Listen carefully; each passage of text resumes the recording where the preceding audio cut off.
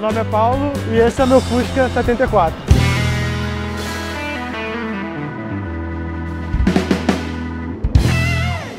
Pode parecer estranho quando alguém mais novo do que seu avô diz que tem um Fusca, mas é isso aí. Eu comprei esse carro em 2011, sem muito amor, pelos classificados mesmo. É que eu queria logo começar a dirigir, e nada melhor do que um carro de manutenção barato e econômico para cumprir a função. Tá, não é qualquer um que sai comprando um Fusca para ser seu primeiro carro. É que eu sempre fui um apaixonado por carros. Colecionei miniaturas de vários tamanhos e modelos, assistia o dia inteiro os resumos das temporadas da Fórmula 1 no VHS do meu pai. Center on the inside and the sound of the engine was drowned out. I remember it well by the noise of the crowd. E também passei boa parte da minha infância dentro do Fusca verde folha 69 da minha mãe. Mas voltando pro meu Fusca, dá só uma olhada nele. Esse carro tem 42 anos de idade e já passou pelas mãos de outros 3 donos. Sim, ele até tem alguns detalhes de acabamento por fazer, mas tá melhor do que muito carro novo que roda por aí. Deixa eu então falar um pouquinho mais sobre ele. E a primeira coisa que você percebe quando chega do lado de um Fusca assim, pelo lado de fora, é o design, é cheio de curvas. Porque hoje em dia os carros não têm mais esse tipo de desenho, eles são muito mais vincudos, né? Muito mais retos, muito mais agressivos, parece que eles sempre querem passar uma sensação de intimidação. Com certeza, muita criança, muita gente aprendeu o nome desse carro primeiro do que muitos outros carros, porque é muito icônico, né? É muito fácil você reconhecer um Fusca pelo retrovisor do seu carro. E a primeira coisa que você sente quando entra no carro desses é o banco. Cara, é um banco muito macio, porque ele é feito de mola. Claro, ele é muito mais macio que o banco atual de espuma, mas ele não tem o mesmo, né? O banco de espuma ele prende muito mais no banco. E esse banco também você quica um pouco quando passa em cima de algum buraco, alguma ondulação na pista. Regulagem do banco do Fusca. Mais pra frente. Médio. Quero reclinar. Mais pra trás, que isso. E aí a gente vem pro volante. Olha só o tamanho do aro desse volante. Pode até incomodar a galera que tá mais acostumada com carro moderno, né? Que tem um volante mais grosso. E você aqui acaba encostando com a unha na palma da mão. Ele é desse tamanho aqui por algum motivo. Com o pneu da frente devidamente calibrado, ele fica muito tranquilo de fazer manobra, mesmo sem ter direção hidráulica. E é claro, desde que você mantenha o pneu da frente canela fina como eu mantive. Ué, não. Isso aí tá errado. Agora que de Fusca eu entendo, ó. Leio tudo, compro tudo sobre Fusca. O Fusca 74 foi uma das maiores modificações na história do Fusca. Ele ganhou o botão de buzina diferente, o botão maior. A roda passou a ser 4 furos porque passou a ser freio disco na frente. Isso aí tá errado. Seu Fusca não é 74 não. Você tá falando coisa errada. Calma, meu querido amigo fusqueiro que coleciona todas as publicações sobre Fusca do Brasil. Você tem razão. Meu Fusca é na verdade 73. Uma vez eu desmontei o velocímetro e lá estava escrito setembro de 73. Ou seja, alguém deu o famoso tapa no documento e vendeu esse carro como 74. Por isso ele tem a buzina no aro do volante, roda de 5 furos e freio a tambor nas 4 rodas. Ou seja, esse carro é pior para parar do que um 747 durante um pouso. Atenção, piloto do Fusca 74. Você tá chegando perto do sinal vermelho. Eu sei, eu tô tentando parar. Você tá muito rápido, menino. Freia. O freio de mão.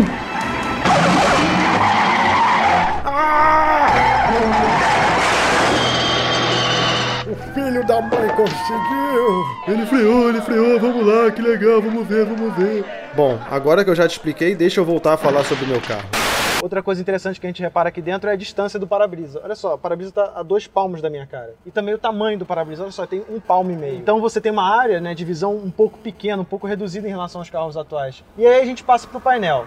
Porta-luvas, até bem grande para os padrões atuais. Aqui é o limpador de para-brisa com 2 velocidades, lenta e muito lenta. Mostrando que é muito lenta.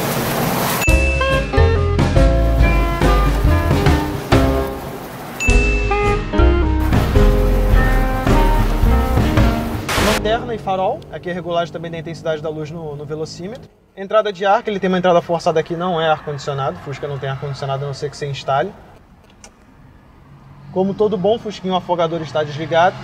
Ainda bem que eu moro no Rio de Janeiro, não precisaria usar muito isso. Pisca-alerta, que foi uma adição do antigo dono, que eu até acho interessante, eu acho bom manter. Já usei algumas vezes. Cinzeirinho, clássico do Fusquinha com a identificação aqui das marchas, né? Marcador de combustível, de boia, se você balançar o carro, se você passar o carro numa curva, o marcador varia. E aqui o velocímetro, o odômetro de 5 casas só, É fácil você fazer esse odômetro passar do 0000 e fazer o Fusca virar um carro 0 km novamente. A seta, né, a luz de seta que só indica que você está com a seta ligada, mas não indica para qual lado é. O marcador vermelhinho, que é o do dínamo, né, indica que o dínamo está carregando a bateria ou não. Quando está acesa quer dizer que não está carregando. A luz verde que indica a pressão do óleo, se a luz verde acender, para o carro imediatamente. E aqui em cima a luz azul, que indica que o farol alto está ligado. Aqui no lado esquerdo, né, o extremo esquerdo do painel,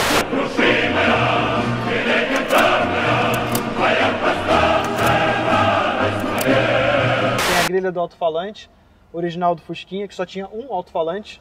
E lá embaixo, em cima dos pedais, tem um botãozinho que na verdade é o de pressão da água do limpador.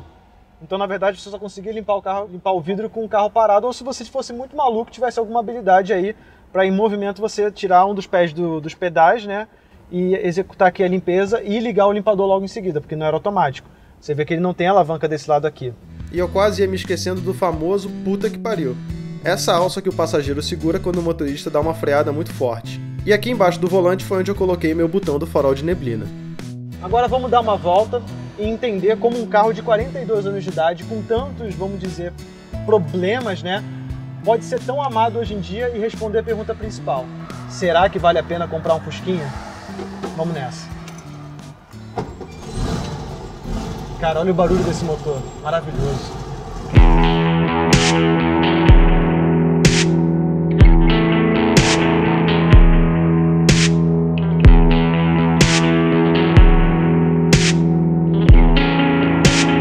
Com o passar de tantos anos, algumas coisas não são mais originais. Mas no caso desse carro, as mudanças até que foram bem sutis e passam despercebidas para quem não conhece tanto de Fusca. Como o retrovisor de plástico, a pintura original verde hippie, que em algum momento deve ter deixado um dono envergonhado e virou um verde qualquer coisa, os cintos de segurança de 3 pontas, essa uma modificação minha por causa da segurança, e o encosto de cabeça, que foi instalado quando o terceiro dono foi reprovado numa vistoria. São mudanças chatinhas, né, mas que com o tempo o meu objetivo é ir tirando. Não é nem pela placa preta, né, porque eu não ligo muito por essas coisas.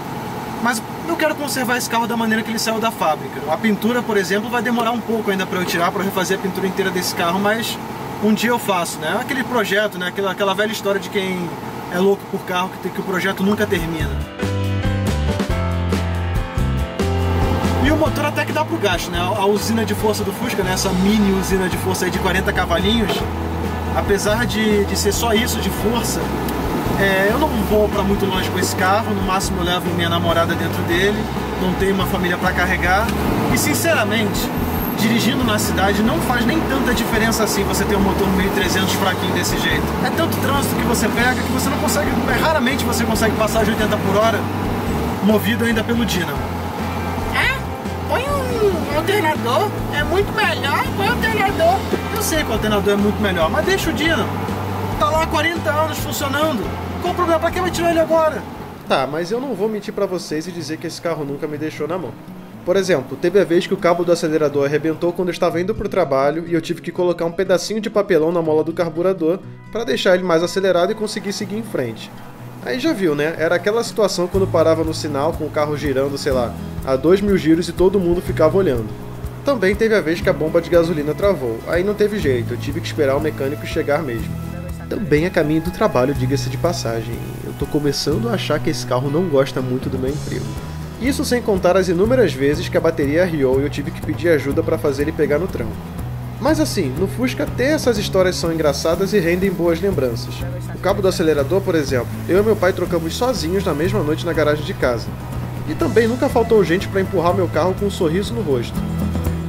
E, além disso, temos aqui na frente nosso querido e velho conhecido câmbio de 4 marchas à frente da Volkswagen, com um curso bem longo da alavanca, né? Mas, por incrível que pareça, bem preciso.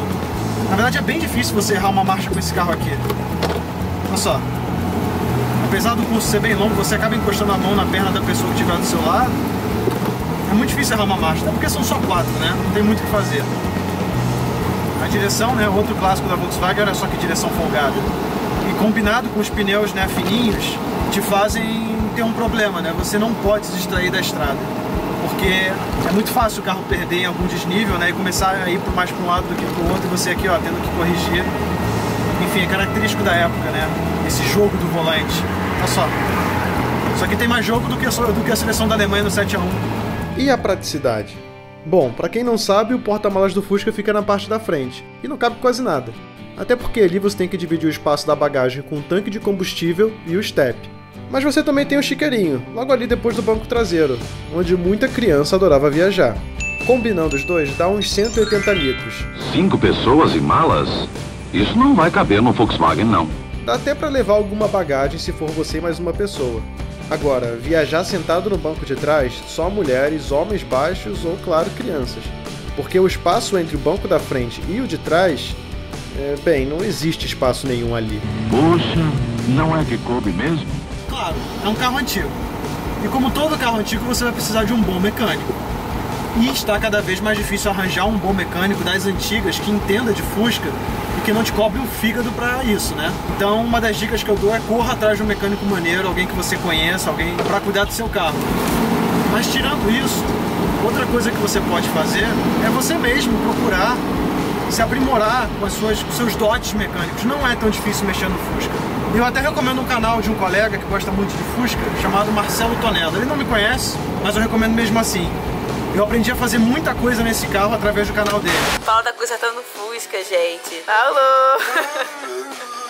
E qual é a sensação, Paulo? Não tem uma especial, não. O que tá fazendo agora, hoje aqui? Eu vou desligar aqui porque eu acho que eu vou ajudar um pouquinho ele aqui.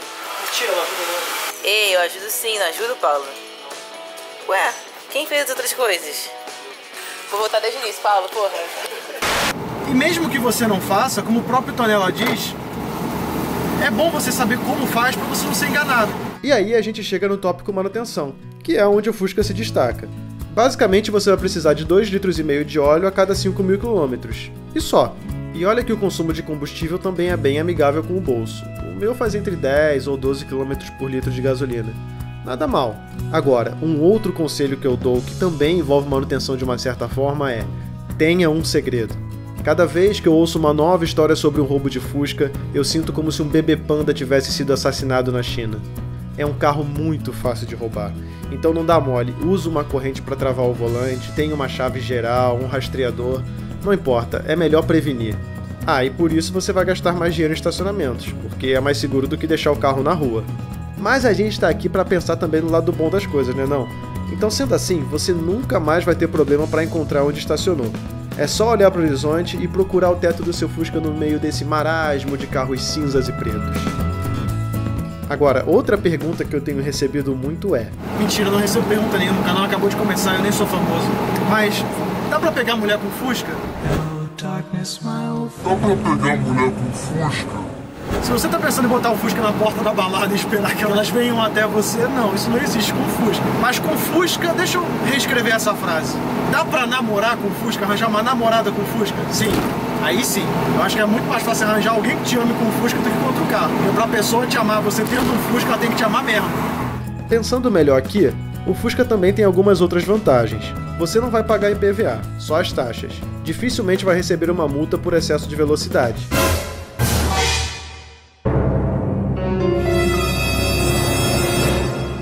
Você não gasta dinheiro com seguro, porque simplesmente não existe. E as peças de reposição são muito mais baratas do que de um carro moderno. Além disso, tem a desvalorização. É um carro que, se você comprar por um preço bom e mantiver bem, lentamente pode ir se valorizando. Claro, você não vai vender um Fusca em 10 anos por R$1 milhão, mas se você fizer o seu dever de casa direitinho e cuidar bem dele, pode pelo menos vender pelo mesmo valor que você comprou. É um carrinho para curtir. Um carro para quem quer ter um segundo carro na garagem para sair no final de semana. Um carro para aquele cara que não depende de carro e do dia de semana ele usa metrô, transporte público e quer curtir o final de semana. Ou talvez, como foi para mim, um carro para quem quer aprender a dirigir. E não só aprender a dirigir, o Fusca te ensina muita coisa, te ensina mecânica. Então você quer aprender alguma coisa sobre mecânica básica, você que gosta de carro, é um carro muito sensitivo, ele te transmite tudo, você sente tudo. Você sente as porcas, você sente as molas, você sente tudo por cabo. Não é nada eletrônico, não é que nem os carros de hoje em dia que são muito anestesiados. Você vai aprender quanto a gente é mimado por esses carros modernos você dirigindo um Fusca. Certo, agora você sabe que o Fusca 1300 é um carro de motor fraco, bancos muito moles, freio ruim, direção imprecisa e pouco prático. eu acho que a gente está cada vez mais perto de um veredito sobre se vale ou não a pena comprar um Fusquinha. E para pensar melhor e tomar logo essa difícil decisão, eu decidi levar o Fusquinha para uma das paisagens que mais combinam com ele, a praia. Sim, vale a pena comprar um Fusca. É o carro clássico mais bacana que você pode ter por um preço mais baixo. Dá até para comprar um Fusca inteiro pela internet, cara. Se você não tiver uma autopeças legal na sua casa, você consegue manter um Fusquinha só comprando peça de acabamento, até peça de motor via internet. E além disso, a sensação de dirigir um carro desse é muito legal. Só não faz que nem eu, né? E põe um nome bacana nele. O nome do meu Fusca tá Bug Rogers aí, você viu colado em porta-luvas e lá atrás. Mas o nome dele é esse, nem sei porquê. O antigo dono que colocou. Bom, é isso. Valeu, até o próximo vídeo. Vou nessa. Tchau, tchau.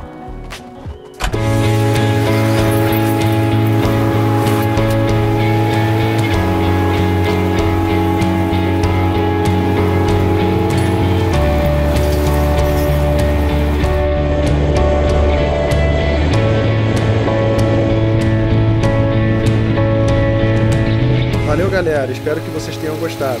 E não esquece de se inscrever no canal. Grande abraço!